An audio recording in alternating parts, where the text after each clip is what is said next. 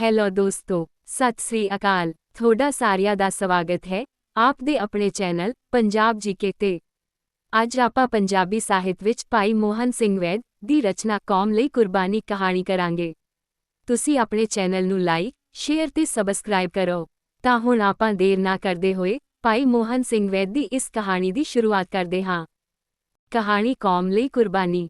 ਲੇਖਕ ਭਾਈ ਮੋਹਨ ਸਿੰਘ ਵੈਦ 1881 ਤੋਂ 1936। ਮਿਸਟਰ ਵੈਦਰਕਰਾਫਟ ਅਮਰੀਕਾ ਦੇ ਸ਼ਹਿਰ ਵਾਸ਼ਿੰਗਟਨ ਦਾ ਇੱਕ ਸ਼ਾਹੂਕਾਰ ਆਦਮੀ ਸੀ। ਉਸ ਦੀ ਉਮਰ 60 ਵਰ੍ਹੇ ਦੀ ਸੀ। ਜਵਾਨੀ ਵਿੱਚ ਉਹ ਸ਼ਾਹੂਕਾਰਾ ਕਰਦਾ ਸੀ। ਹੁਣ ਉਸਨੇ ਕੰਮ ਛੱਡ ਦਿੱਤਾ ਸੀ ਅਤੇ ਇੱਕ ਆਲੀਸ਼ਾਨ ਮਕਾਨ ਵਿੱਚ ਸੁੱਖ ਨਾਲ ਜੀਵਨ ਬਤੀਤ ਕਰਦਾ ਸੀ। ਲੋਕਾਂ ਵਿੱਚ ਉਸ ਦੀ ਬੜੀ ਕਦਰ ਤੇ ਇੱਜ਼ਤ ਸੀ ਅਤੇ ਭਿੰਨ ਮਸਲਿਆਂ ਉੱਤੇ ਬੜੀ ਚੰਗੀ ਤੇ ਮੰਨਣ ਯੋਗ ਸਲਾਹ ਦਿੰਦਾ ਹੁੰਦਾ ਸੀ। ਆਦਮੀ ਧੁੰਦਾ ਪੱਕਾ ਸੀ। ਉਸ ਦੇ ਦਿਮਾਗ ਵਿੱਚ ਇਹ ਗੱਲ ਬੜੀ ਪੱਕੀ ਤਰ੍ਹਾਂ ਬੈਠੀ ਹੋਈ ਸੀ ਕਿ ਜਿਨ੍ਹਾਂ ਮੁਜਰਮਾਂ ਨੂੰ ਕਤਲ ਦੇ ਮੁਕੱਦਮੇ ਵਿੱਚ ਕੇਵਲ ਉਗਾਇਆਂ ਉੱਤੇ ਹੀ ਫਾਂਸੀ ਦੀ ਸਜ਼ਾ ਦਿੱਤੀ ਜਾਂਦੀ ਹੈ, ਇਹ ਠੀਕ ਨਹੀਂ, ਕਿਉਂਕਿ ਕਈ ਵਾਰੀ ਕਿਸੇ ਬੇਗੁਨਾਹ ਦੀ ਬਾਬਤ ਵੀ ਅਜਿਹੀ ਸ਼ਹਾਦਤ ਮਿਲ ਜਾਂਦੀ ਹੈ ਅਤੇ ਬੇਗੁਨਾਹ ਫਾਹੇ ਲੱਗ ਜਾਂਦਾ ਹੈ। ਇਸ ਗੱਲ ਉੱਤੇ ਉਹ ਕਈ ਵਾਰੀ ਬਹਿਸ ਮੁਬਾਹਸੇ ਕਰ ਚੁੱਕਾ ਸੀ।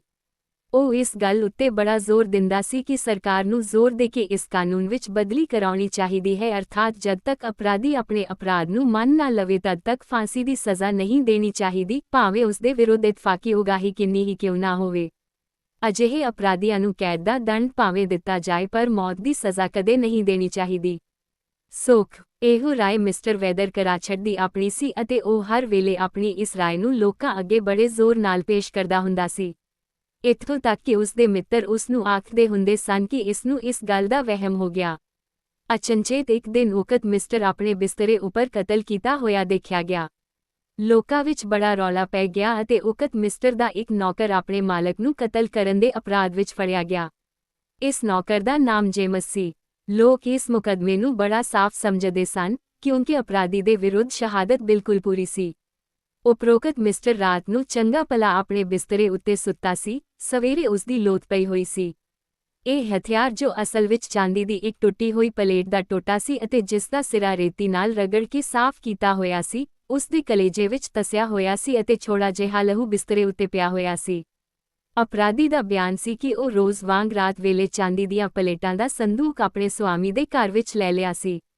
ਇਹ ਉਸ ਦੀ ਵਾਦੀ ਸੀ ਕਿ ਸੰਦੂਕ ਨੂੰ ਰਾਤ ਵੇਲੇ ਆਪਣੇ ਕਮਰੇ ਵਿੱਚ ਰੱਖਦਾ ਸੀ। ਉਸ ਦੀ ਕੁੰਜੀ ਬਾਵਰਚਨ ਪਾਸ ਰਹਿੰਦੀ ਸੋਕ ਉਸ ਦਾ ਮਾਲਕ ਉਸ ਵੇਲੇ ਕੋਈ ਨਾਵਲ ਪੜ੍ਹ ਰਿਹਾ ਸੀ।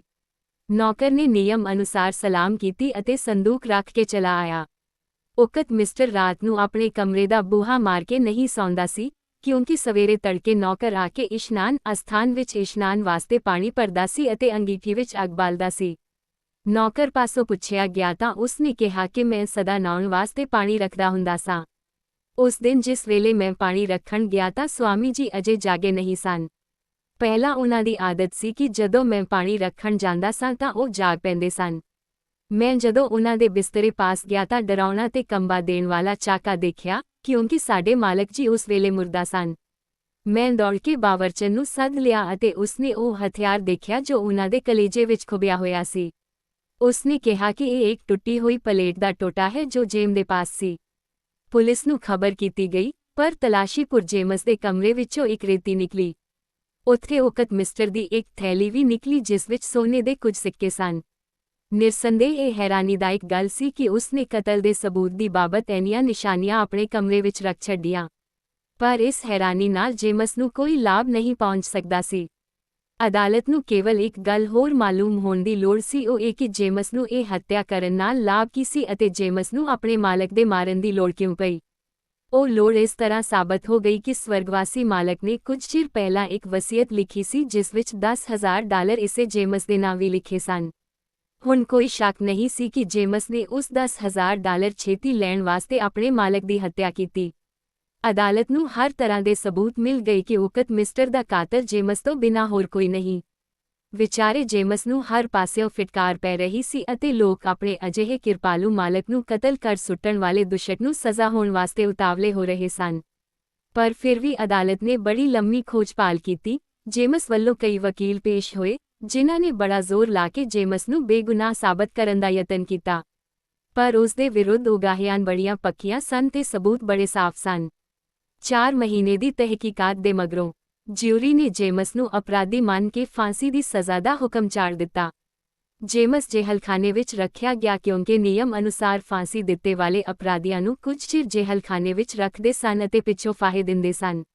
ਜੇਮਸ ਦੇ ਵਕੀਲ ਨੇ ਉਸ ਨੂੰ ਤਸੱਲੀ ਦਿੱਤੀ ਕਿ ਜਿਊਰੀ ਦੇ ਇਸ ਫੈਸਲੇ ਤੇ ਅਪੀਲ ਕੀਤੀ ਜਾਵੇਗੀ, ਜਿਸ ਨਾਲ ਹੋਰ ਕੁਝ ਨਹੀਂ ਤਾਂ 2 ਵਰ੍ਹੇ ਤਾਂ ਸੁਖਾਲੇ ਲੰਘ ਜਾਣਗੇ। ਉਕਤ ਮਿਸਟਰ ਨੂੰ ਕਤਲ ਹੋਇਆ ਪੂਰੇ 6 ਮਹੀਨੇ ਹੋ ਗਏ ਸਨ ਕਿ ਉਸ ਦੇ ਪੁਰਾਣੇ ਵਕੀਲ ਮਿਸਟਰ ਨੋਗੀ ਦੇ ਪਾਸ ਸਵੇਰੇ ਵੇਲੇ ਇੱਕ ਆਦਮੀ ਆਇਆ। ਉਸਨੇ ਆਪਣਾ ਕਾਰਡ ਅੰਦਰ ਭੇਜਿਆ ਅਤੇ ਮਿਸਟਰ ਨੋਗੀ ਨੇ ਉਸ ਨੂੰ ਝੱਟ ਅੰਦਰ ਸੱਦ ਲਿਆ। ਇਸ ਆਦਮੀ ਦਾ ਨਾਮ ਮਿਸਟਰ ਲੇਸੀ ਸੀ ਅਤੇ ਉਹ ਸਵਰਗਵਾਸੀ ਮਿਸਟਰ ਵੈਦਰ ਕਰਾਫਟ ਦਾ ਮਿੱਤਰ ਸੀ। ਵਕੀਲ ਮਿਸਟਰ ਲੇਸੀ ਨੂੰ ਜਾਣਦਾ ਸੀ, ਇਸ ਵਾਸਤੇ ਉਸਨੇ ਉਸ ਦਾ ਆਦਰ ਕੀਤਾ, ਕੁਰਸੀ ਤੇ ਬਿਠਾਇਆ ਅਤੇ ਪੁੱਛਿਆ ਕਿ ਕਿਸ ਤਰ੍ਹਾਂ ਦਰਸ਼ਨ ਦਿੱਤਾ ਹੈ। ਮਿਸਟਰ ਲੇਸੀ ਬੈਠ ਗਿਆ ਅਤੇ ਉਸਨੇ ਇੱਕ ਮੋਹਰਾਂ ਵਾਲਾ ਲਿਫਾਫਾ ਮੇਜ਼ ਉੱਤੇ ਰੱਖ ਦਿੱਤਾ ਅਤੇ ਕਿਹਾ, ਜਨਾਬ, ਮੈਂ ਅੱਜ ਆਪਣੇ ਸਵਰਗਵਾਸੀ ਮਿੱਤਰ ਦੀ ਵਸੀਅਤ ਪੂਰੀ ਕਰਨ ਆਇਆ ਹਾਂ। ਆਪਣੇ ਮਰਨ ਤੋਂ ਥੋੜੇ ਦਿਨ ਹੀ ਪਹਿਲਾਂ ਉਹਨਾਂ ਨੇ ਇਹ ਲਿਫਾਫਾ ਮੈਨੂੰ ਦਿੱਤਾ ਸੀ ਅਤੇ ਬੜੀ ਸਖਤ ਤਾਕੀਦ ਕੀਤੀ ਸੀ ਕਿ ਜਦੋਂ ਮਰ ਜਾਵਾਂ ਉਸ ਦੇ ਪੂਰੇ 6 ਮਹੀਨੇ ਪਿੱਛੋਂ ਇਹ ਲਿਫਾਫਾ ਆਪ ਨੂੰ ਪਹੁੰਚਾ ਦਿਆਂ ਅਤੇ ਜੇ ਵਾਹਿਗੁਰੂ ਕਰੇ ਤੁਸੀਂ ਉਸ ਵੇਲੇ ਤੱਕ ਜਿਉਂਦੇ ਨਾ ਰਹੋ ਤਾਂ ਤੁਹਾਡੀ ਥਾਂ ਵਾਲੇ ਵਕੀਲ ਦੇ ਹਵਾਲੇ ਕਰ ਦਿਆਂ। ਅੱਜ ਪੂਰੇ 6 ਮਹੀਨੇ ਹੋ ਗਏ ਅਤੇ ਮੈਂ ਵੀ ਹਾਜ਼ਰ ਹੋ ਗਿਆ ਹਾਂ। ਵਕੀਲ ਨੇ ਲਿਫਾਫਾ ਲੈ ਲਿਆ ਤੇ ਕਿਹਾ, ਮਿਸਟਰ ਲੇਸੀ, ਮੇਰੇ ਖਿਆਲ ਵਿੱਚ ਜਿਸ ਤਰੀਕੇ ਨਾਲ ਉਕਤ ਮਿਸਟਰ ਮੋਇਆ ਹੈ ਉਸ ਲਿਹਾਜ਼ ਨਾਲ ਇਸ ਨੂੰ ਛੇਤੀ ਖੋਲ੍ਹ ਲੈਣਾ ਚਾਹੀਦਾ ਸੀ। ਮਿਸਟਰ ਲੇਸੀ ਨੇ ਕਿਹਾ, ਆਪ ਦਾ ਖਿਆਲ ਕਾਨੂੰਨ ਅਨੁਸਾਰ ਭਾਵੇਂ ਠੀਕ ਹੈ, ਪਰ ਚੂੰਕਿ ਇਕਰਾਰ ਕਰ ਚੁੱਕਾ ਸਾਂ ਇਸ ਵਾਸਤੇ ਮੈਂ ਇਸ ਨੂੰ ਨਾ ਖੋਲ੍ਹਿਆ। ਇਸ ਦੇ ਬਿਨਾਂ ਮੈਨੂੰ ਇਸ ਦੀ ਕੋਈ ਵੱਡੀ ਲੋੜ ਵੀ ਨਹੀਂ ਪਈ।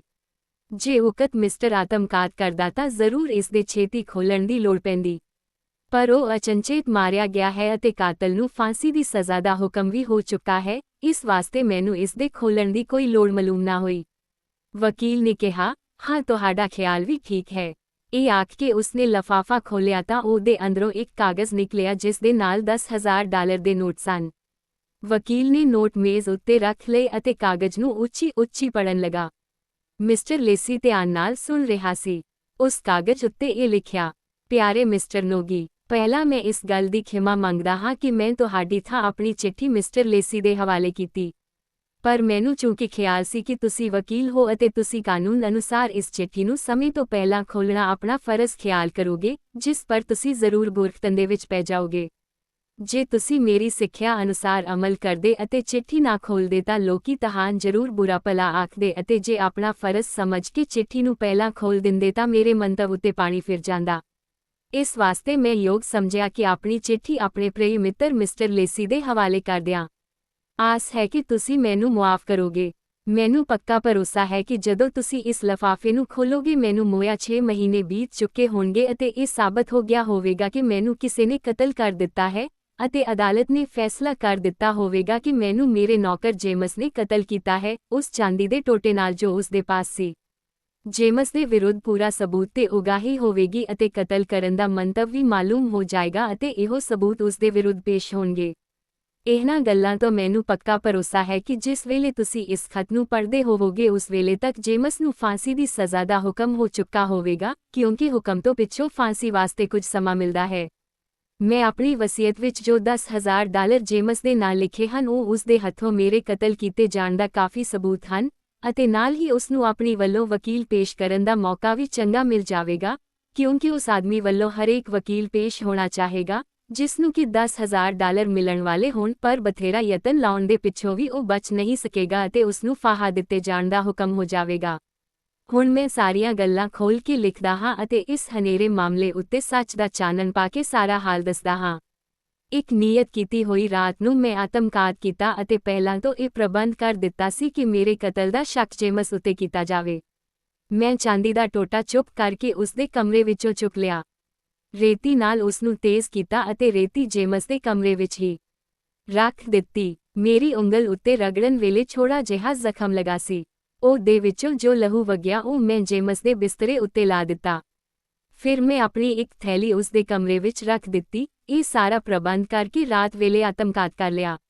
ਨਿਰਸੰਦੇਹ ਮੈਂ ਆਪਣੀ ਜਾਨ ਗਵਾਉਣ ਵਿੱਚ ਰੱਬ ਤੇ ਰਾਜ ਦੋਹਾਂ ਦਾ ਅਪਰਾਧ ਕੀਤਾ ਹੈ, ਪਰ ਜੇ ਇਹ ਹੋ ਸਕੇ ਕਿ ਇੱਕ ਆਦਮੀ ਦੀ ਜਾਨ ਵਾਰਨ ਨਾਲ ਕੌਮ ਨੂੰ ਕੋਈ ਲਾਭ ਪਹੁੰਚ ਸਕੇ ਤਾਂ ਉਸ ਦੀ ਜਾਨ ਦਾ ਕੋਈ ਮੁੱਲ ਨਹੀਂ ਸਮਝਿਆ ਜਾ ਸਕਦਾ। ਜੇ ਮੇਰੀ ਮੌਤ ਨਾਲ ਉਹ ਲਾਭ ਮਿਲ ਜਾਏ ਜੋ ਮੇਰੇ ਖਿਆਲ ਅੰਦਰ ਹੈ ਤਾਂ ਮੈਂ ਸਮਝਾਂਗਾ ਕਿ ਮੇਰੀ ਜਾਨ ਚੰਗੇ ਕੰਮ ਆਈ, ਅਤੇ ਜੇ ਉਹ ਲਾਭ ਨਾ ਵੀ ਹੱਥ ਆਇਆ ਤਾਂ ਵੀ ਮੇਰੀ ਨੇਕ ਨੀਤੀ ਦਾ ਫਲ ਮੈਨੂੰ ਜ਼ਰੂਰ ਮਿਲੇਗਾ। ਮੈਨੂੰ ਇਹ ਵੀ ਖਿਆਲ ਹੈ ਕਿ ਆਪਣੀ ਜਾਨ ਗਵਾਉਣ ਤੋਂ ਛੁੱਟ ਮੈਂ ਇੱਕ ਬੇਅਪਰਾਧ ਆਦਮੀ ਨੂੰ ਬੜਾ ਦੁੱਖ ਤੇ ਤਕਲੀਫ ਦਿੱਤੀ ਹੈ। ਭਾਵੇਂ ਉਸ ਦੀ ਜਾਨ ਨਹੀਂ ਲਈ ਗਈ, ਪਰ ਉਸ ਨੂੰ ਸਖਤ ਸਜ਼ਾ ਦਾ ਹੁਕਮ ਹੋ ਚੁੱਕਾ ਹੈ। ਪਰ ਇੱਥੇ ਫਿਰ ਮੈਨੂੰ ਉਹ ਖਿਆਲ ਆਉਂਦਾ ਹੈ ਕਿ ਜੇ ਇਸ ਨਾਲ ਕੌਮ ਨੂੰ ਕੋਈ ਲਾਭ ਪਹੁੰਚ ਸਕੇ ਤਾਂ ਉਸ ਦੇ ਟਾਕਰੇ ਤੇ ਜੇਮਸ ਦਾ ਦੁੱਖ ਦਰਦ ਵੀ ਕੁਝ ਕੀਮਤ ਨਹੀਂ ਰੱਖਦਾ। ਇਸ ਤੋਂ ਛੁੱਟ ਮੈਂ ਜੇਮਸ ਦੇ ਦੁੱਖਾਂ ਦੇ ਬਦਲੇ ਉਸ ਨੂੰ $10,000 ਆਪਣੀ ਵਸੀਅਤ ਵਿੱਚ ਦੇ ਦਿੱਤੇ ਹਨ, ਅਤੇ 10,000 ਦੇ ਨੋਟ ਇਸ ਲਿਫਾਫੇ ਵਿੱਚ ਹੋਰ ਹਨ ਜੋ ਉਸ ਵਿਚਾਰੇ ਨੂੰ ਇਸ ਦੁੱਖ ਦੇ ਬਦਲੇ ਦਿੱਤੇ ਜਾਣ। ਆਸ਼ਾ ਹੈ ਕਿ ਉਹ ਇਸ ਰਕਮ ਨੂੰ ਪ੍ਰਵਾਨ ਕਰ ਮੇਰੀ ਮਨਸ਼ਾ ਸਮਝ ਕੇ ਮੈਨੂੰ ਮਾਫ ਕਰੇਗਾ। ਮੇਰੇ ਖਿਆਲ ਵਿੱਚ ਅਜੇ ਤੱਕ ਤੁਸੀਂ ਇਸ ਗੱਲ ਦੀ ਤਹਿ ਤੱਕ ਨਹੀਂ ਪਹੁੰਚ ਸਕੇ ਹੋਵੋਗੇ ਕਿ ਅਸਲ ਗੱਲ ਕੀ ਹੈ। ਸੋ ਮੈਂ ਹੁਣ ਪ੍ਰਗਟ ਕਰਦਾ ਹਾਂ। ਤੁਸੀਂ ਜਾਣਦੇ ਹੋ ਕਿ ਮੈਂ ਇਤਫਾਕੀ ਉਗਾਹੀ ਉੱਤੇ ਮੌਤ ਦੀ ਸਜ਼ਾ ਦਿੱਤੇ ਜਾਣ ਦਾ ਭਰਾ ਵਿਰੋਧੀ ਹਾਂ, ਅਤੇ ਮੈਨੂੰ ਪੱਕਾ ਭਰੋਸਾ ਹੈ ਜਦ ਤੱਕ ਇਸ ਕਾਨੂੰਨ ਵਿੱਚ ਅਦਲਾ ਬਦਲੀ ਨਹੀਂ ਕੀਤੀ ਜਾਏਗੀ ਤਦ ਤੱਕ ਕੌਮ ਦਾ ਸਿਰ ਉੱਤੇ ਬਹੁਤ ਸਾਰੇ ਬੇਗੁਨਾਹਾਂ ਦਾ ਭਾਰ ਰਹੇਗਾ। ਆਪਣੀ ਜਾਨ ਗੁਆ ਕੇ ਜੇਮਸ ਨੂੰ ਫੜਾ ਕੇ ਮੈਂ ਕੌਮ ਨੂੰ ਜਗਾਉਣ ਦਾ ਯਤਨ ਕੀਤਾ ਹੈ। ਰੱਬ ਕਰੇ ਕਿ ਕੌਮ ਜਾਗੇ ਅਤੇ ਇਸ ਕਾਨੂੰਨ ਨੂੰ ਬਦਲੇ। ਜੇ ਅਜਿਹਾ ਹੋ ਜਾਏ ਤਾਂ ਮੈਂ ਸਮਝਾਂਗਾ ਕਿ ਮੇਰੀ ਜਾਨ ਕੌਮ ਦੀ ਸੇਵਾ ਵਿੱਚ ਲੱਗੀ ਹੈ। ਦੇਖੋ, ਇੱਕ ਬੇਗੁਨਾਹ ਆਦਮੀ ਉੱਤੇ ਜਿਸਨੇ ਬੜੀ ਸਵਾਮੀ ਭਗਤੀ ਨਾਲ ਆਪਣੇ ਮਾਲਕ ਦੀ ਸੇਵਾ ਕੀਤੀ ਹੈ, ਕਤਲ ਦਾ ਦੋਸ਼ ਲਾਇਆ ਗਿਆ ਅਤੇ ਪੱਕੇ ਸਬੂਤ ਦੇ ਪਿੱਛੋਂ ਉਸ ਨੂੰ ਫਾਹੇ ਦੇਣ ਦਾ ਹੁਕਮ ਹੋ ਗਿਆ ਹੈ। ਜੇ ਮੈਂ ਇੱਕ ਖਤ ਨਾ ਲਿਖਦਾ ਤਾਂ ਜ਼ਰੂਰ ਇੱਕ ਬੇਗੁਨਾਹ ਆਦਮੀ ਕੌਮ ਦੇ ਹੱਥੋਂ ਮਾਰਿਆ ਜਾਂਦਾ। ਕੋਈ ਸੰਦੇਹ ਨਹੀਂ ਕਿ ਜੋ ਕੁਝ ਤਜਵੀਜ਼ਾਂ ਮੈਂ ਕੀਤੀਆਂ ਹਨ ਉਹੀ ਉਹ ਤਜਵੀਜ਼ਾਂ ਕੋਈ ਹੋਰ ਆਦਮੀ ਮਾਰ ਕੇ ਜੇਮਸ ਨੂੰ ਫਸਾ ਕੇ ਆਪ ਬਚਣ ਲਈ ਕਰ ਸਕਦਾ ਸੀ। ਅੰਤ ਵਿੱਚ ਮੇਰੀ ਬੇਨਤੀ ਹੈ ਕਿ ਇਸ ਚਿੱਠੀ ਦੀ ਇੱਕ ਨਕਲ ਸਾਰੇ ਅਖਬਾਰਾਂ ਵਿੱਚ ਛਾਪਣ ਲਈ ਭੇਜੀ ਜਾਏ, ਅਤੇ $10,000 ਦੇ ਨੋਟ ਜੋ ਇਸ ਲਿਫਾਫੇ ਵਿੱਚੋਂ ਨਿਕਲੇ ਹਨ ਜੇਮਸ ਨੂੰ ਦਿੱਤੇ ਜਾਣ, ਅਤੇ ਮੇਰੇ ਵੱਲੋਂ ਉਸ ਦਾ ਧੰਨਵਾਦ ਕੀਤਾ ਜਾਏ ਕਿ ਉਸਨੇ ਮੇਰੀ ਸੇਵਾ ਬੜੀ ਚੰਗੀ ਤਰ੍ਹਾਂ ਕੀਤੀ ਹੈ ਅਤੇ ਉਹ ਮੈਨੂੰ ਇਸ ਦੁੱਖ ਦੇ ਵਾਸਤੇ ਜੋ ਉਸ ਨੂੰ ਮੇਰੇ ਹੱਥੋਂ ਪਹੁੰਚਿਆ ਹੈ ਖਿਮਾ ਕਰੇ। ਮੈਂ ਬੜੀ ਖੁਸ਼ੀ ਨਾਲ ਜਾਨ ਦਿੱਤੀ ਹੈ ਅਤੇ ਕੌਮੀ ਸੇਵਾ ਵਿੱਚ ਦਿੱਤੀ ਹੈ। ਜੇ ਕੌਮ ਜਾਗ ਕੇ ਇਸ ਕਾਨੂੰਨ ਦੀ ਬਦਲੀ ਕਰ ਦੇਵੇਗੀ ਤਾਂ ਮੇਰਾ ਮੰਤਵ ਹਾਸਲ ਹੋ ਜਾਏਗਾ ਅਤੇ ਮੇਰੀ ਜਾਨ ਵਿਅਰਥ ਨਹੀਂ ਜਾਵੇਗੀ। ਆਪ ਦਾ ਮਿੱਤਰ ਵੈਦਰ ਕਰਾਫਟ। ਇਸ ਚਿੱਠੀ ਨੇ ਲੋਕਾਂ ਵਿੱਚ ਹਲਚਲ ਅਤੇ ਜੋਸ਼ ਪੈਦਾ ਕੀਤਾ ਹੋਵੇਗਾ। ਉਹ ਪ੍ਰਗਟ ਹੈ। ਧੰਨ ਹਨ ਉਹ ਲੋਕ ਜੋ ਪਰਉਪਕਾਰ ਦੀ ਨੀਤ ਨਾਲ ਆਪਣੀ ਜਾਨ ਤੱਕ ਕੁਰਬਾਨ ਕਰ ਦਿੰਦੇ ਹਨ।